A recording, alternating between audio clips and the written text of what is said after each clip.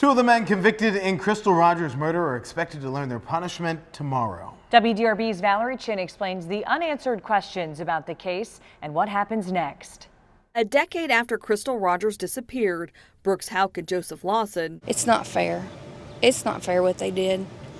Not at all. Are expected to learn their sentences on Wednesday afternoon in Nelson County. Is he still sticking to his story, saying that he had nothing to do with this? Yeah, absolutely.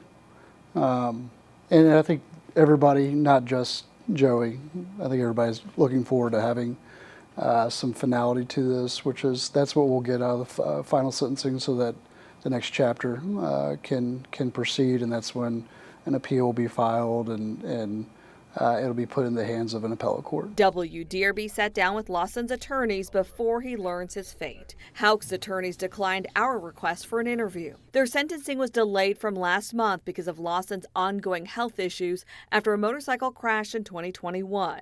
His attorneys say Lawson sitting upright at trial wasn't good for his health. The problem with that is because of the paraplegia, he can't necessarily feel or know when something is going wrong until it kind of goes too far, and that's unfortunately what happened. In July, a jury in Bowling Green found 43-year-old Houck guilty of murder and complicity to tampering with evidence. The jury recommended a sentence of life in prison plus 5 years. There's a good chance that I'm going to die in here. Do you understand that? Houck, who was Rogers' boyfriend at the time, never spoke at trial, but we're hearing from him in hours of jail phone calls made public through open records. Here's what he said after the verdict. Of course, the journey that my life has taken has completely turned around today. You understand that? After a jury speaks like they did, that's a permanent decision. The jury recommended a 25-year sentence for Lawson. He was convicted on conspiracy to commit murder and tampering with evidence. Lawson's attorneys say Lawson maintains his innocence, even though his father, Steve Lawson, said his son was involved in moving Rogers' car that got a flat tire. So his dad said that he picked up Joey. Joey drove the car, but Joey says that didn't happen. So what do you think of these two different stories? I hate to say it because it really makes me feel uncomfortable.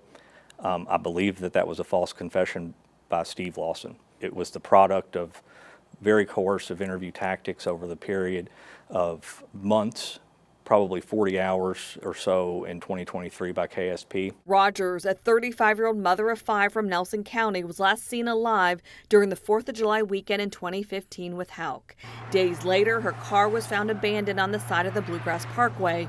Her body was never found. There's been days in my life where I've just sat down and cried because I wanted my mom there. And while the Rogers case has been tried with convictions, Lawson's attorneys bring up there are still many unanswered questions.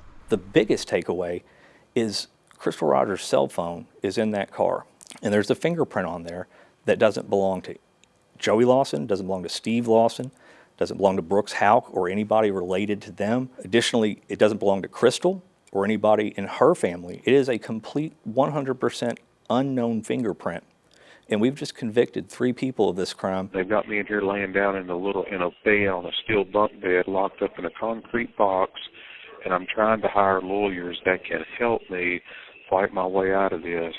I have to wait to go through this appeals process. Steve Lawson has already been sentenced to 17 years in prison for Rogers' murder. Valerie Chin, WDRB News. The Brooks Houck and Joseph Lawson sentencing is scheduled for tomorrow at 2:30 in Nelson County. WDRB will be in the courtroom, and we will bring you the latest on air, online, and on social media.